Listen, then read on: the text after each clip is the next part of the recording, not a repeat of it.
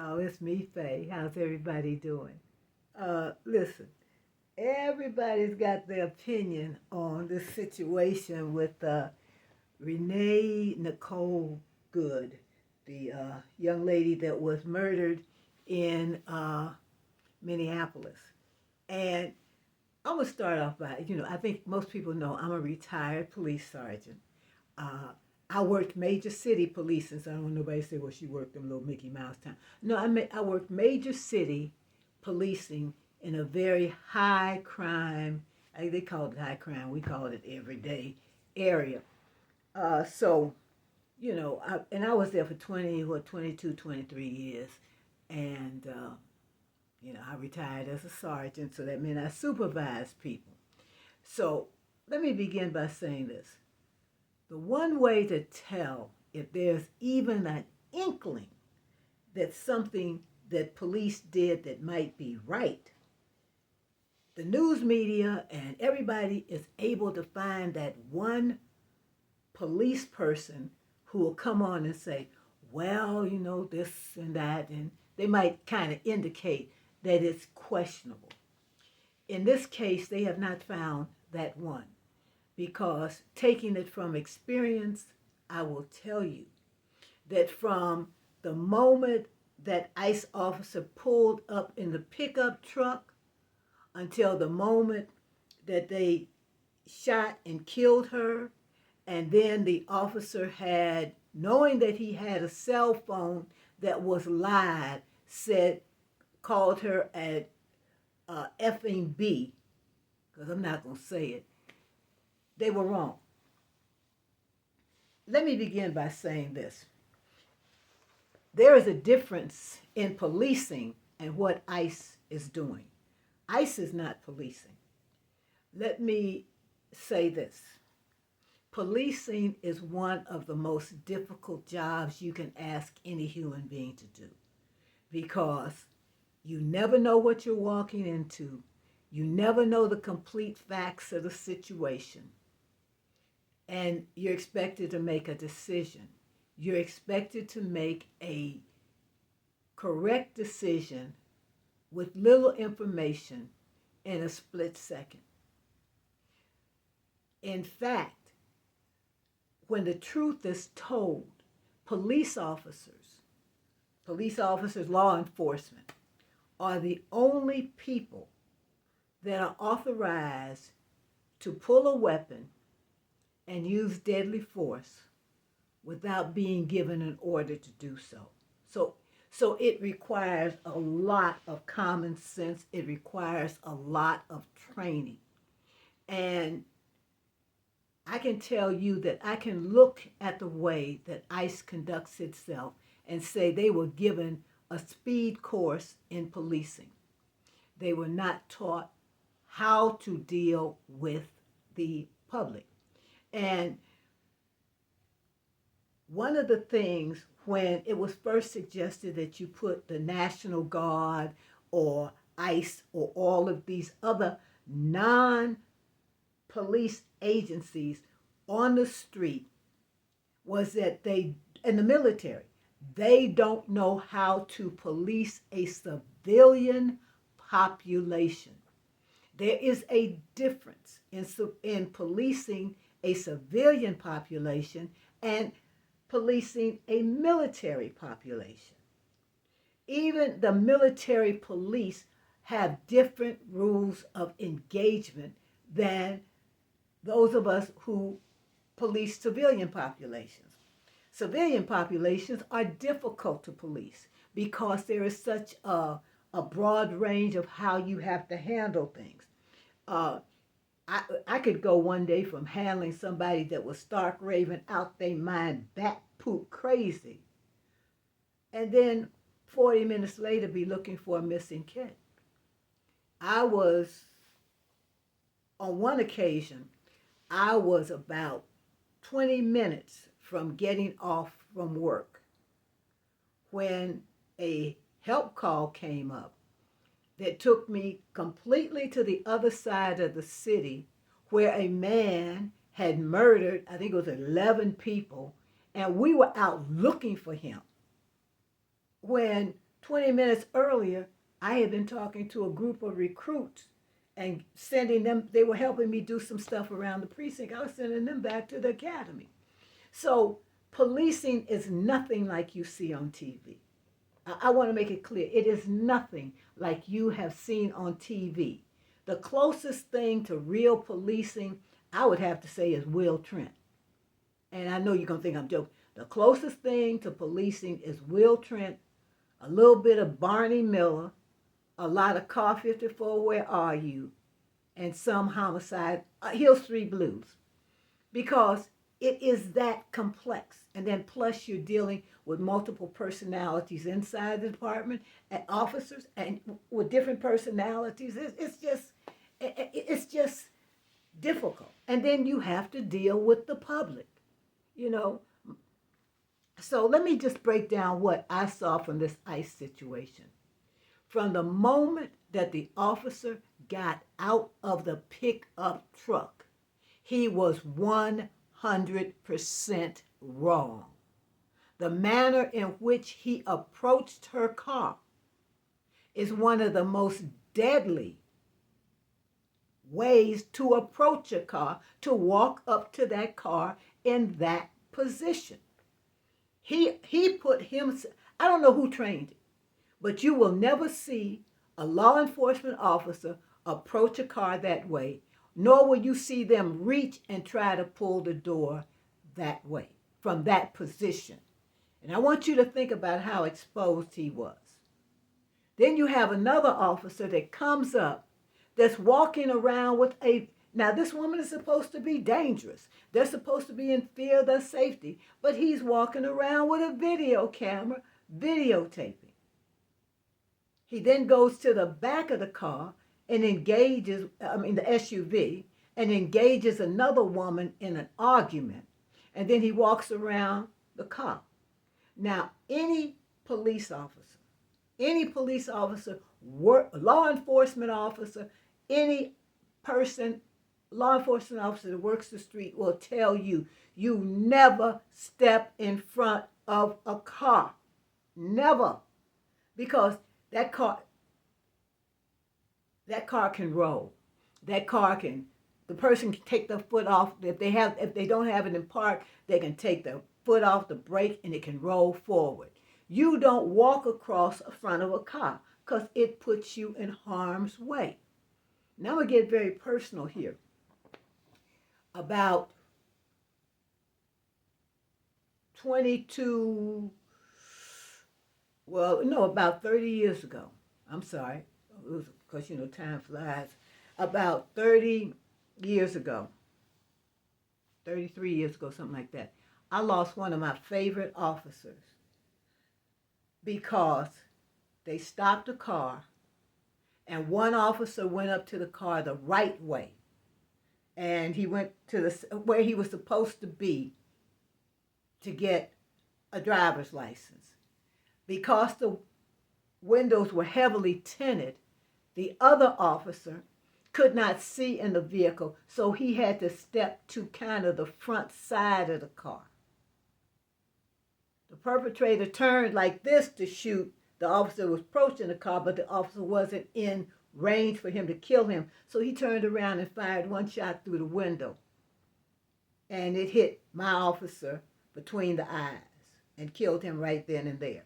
So I will tell you, officers, unless it is, and my officer wasn't wrong because he had to move to that position in order to see the perpetrator. And we did some strange things about tinted windows after that. We did not play with tinted windows. But officers don't step into those positions unless it is absolutely necessary. And when they do step into it, they have a plan. They have other officers that it's strict control. It's just not, it's just not craziness that ICE does. And this thing about hollering at somebody, get the F out the car.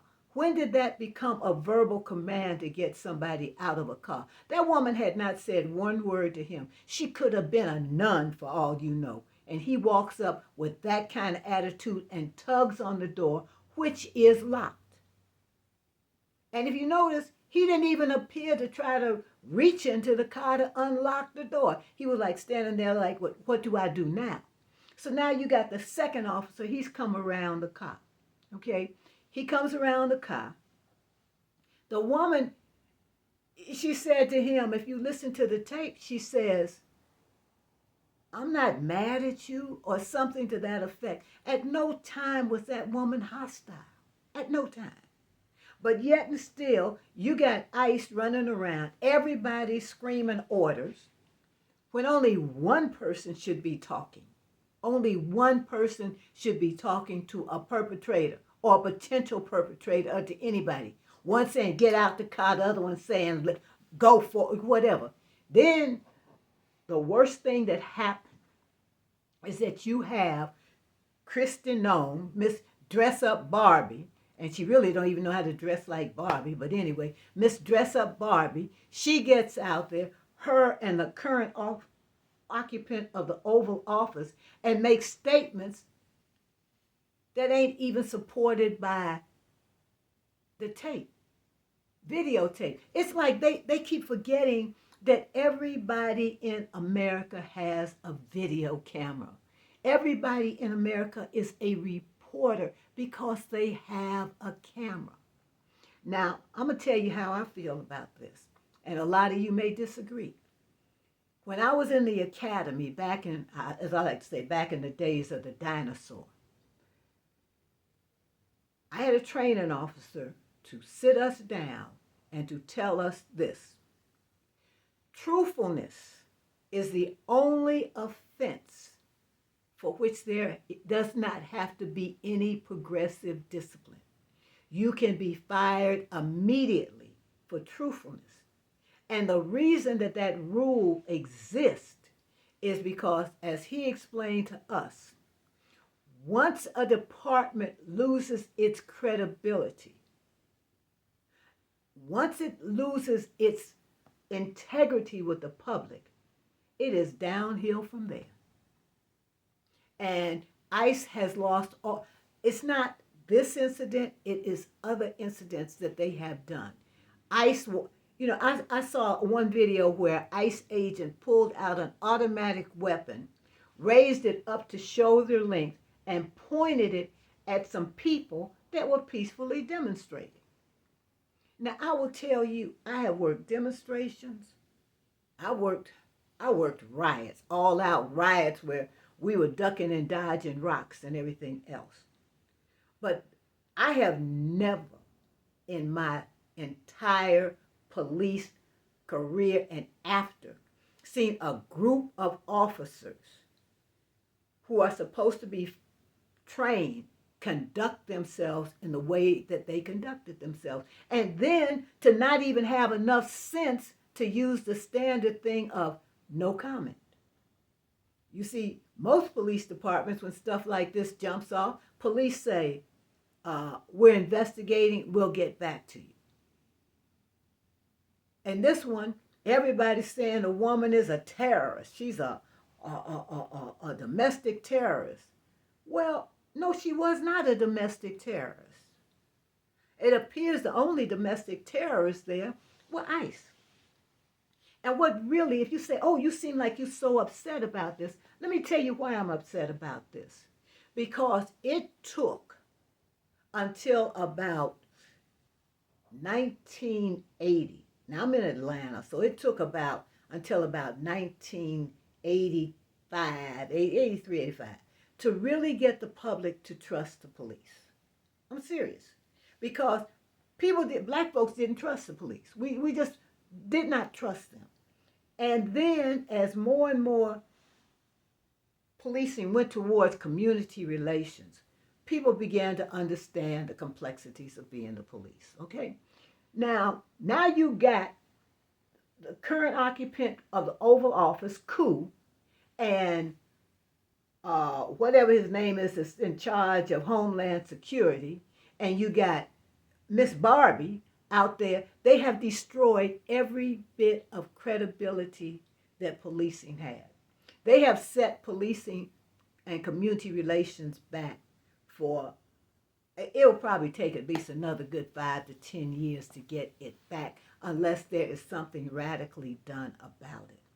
Now, you might say, oh, well, you sound like you're upset about it. Yeah, I'm upset about it. I'm upset that you have a group of people who are masked, who have no ID, who have absolutely no clue as to how to do what they're supposed to do, and who have destroyed not only police community relations, but they have also destroyed human lives.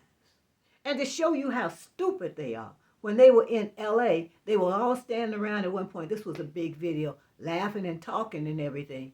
It looked like it was the repo man, but anyway, a wrecker came up and took the car. They were in a hospital. They were impounding a car. They can't get those cars. If those cars are rented, they can't get them back. You have to get the rental agency to get them back. But this is not policing. And what they are doing in ICE, now I understand, I think it's Minnesota, and it might be Pennsylvania also. I know Pennsylvania, Philly, their sheriff was talking about if they come in there with a mask on, they're going to lock them up, which is legitimate. And I'll tell you why. Because if you don't have ID and they got a mask on, they could be anybody. And just in case you think I'm joking, you look up the number of sexual assaults, the number of robberies that have been committed by ICE lookalikes. I'm going to call them that. So now I understand Minnesota is looking at getting a militia or somebody to come out to protect the public from ICE and Homeland Security. Trust me, people have a right to protest. And to show you how much people think about a right to protest, now this is going to be my final saying, and I know y'all going to laugh. Back in 1986, the Ku Klux Klan wanted to, I think it was 86, whenever they had the Democratic Convention, the Ku Klux Klan wanted to march. So there was a free speech area. So when the Klan got ready to speak at the free speech area, they jumped on them and they couldn't speak. So then they decided that they would have a march, go over to the state capitol. It took every police officer, National Guard troops, State Patrol, everybody, to protect the Klan so that they could exercise their right for free speech at the Capitol. And, that went south, but anyway. Then they turned around and said that they had, and I was working that, and I said, this is ridiculous. Here I am black, and I got to defend the Klan's right to speak, which really was, challenging. But it is what it is. Then they decided they was going to go over to the King Monument and protest. And they made some kind of controversial statements about what they were going to do to the crypt, to which, was explained, no, you ain't going to do that. But the Klan got the right to march. And they got the right to say what they wanted to say. And it was a lot of black and Hispanic police that had to work that. And we had to do it with dignity, even though we didn't want to. So, it might seem like I'm ranting, but I am just sick and tired of ICE being referred to as a law enforcement agency. They are not. They are a bunch of, I don't know what, running around here trying to be police. And you can tell they're not affected by the number of times that the citizens have turned on them, and they turned and ran. So, with that said, hopefully a court or somebody will have enough backbone and those two little round things that men are supposed to have, but they will have two of those round things to say to ICE and whoever is in charge, enough, take your toys, go back to wherever you came from, and send somebody in that knows how to handle this. Oh, and by the way, it's my understanding Border Patrol isn't even supposed to police outside of the border, but, it's a hot mess. And the only thing I'm going to tell y'all, we're coming up on the midterms, know who you voting for, and go to the polls and vote. But this is a hot mess, and I just want everybody to understand that ICE is not a law enforcement agency. It's rogue. Okay. So anyway, like I say, y'all, you can comment, you can like, you can subscribe, and you can be notified. I always have trouble remembering that, but eventually I'm gonna remember to tell you guys that in the beginning. Okay, bye for now.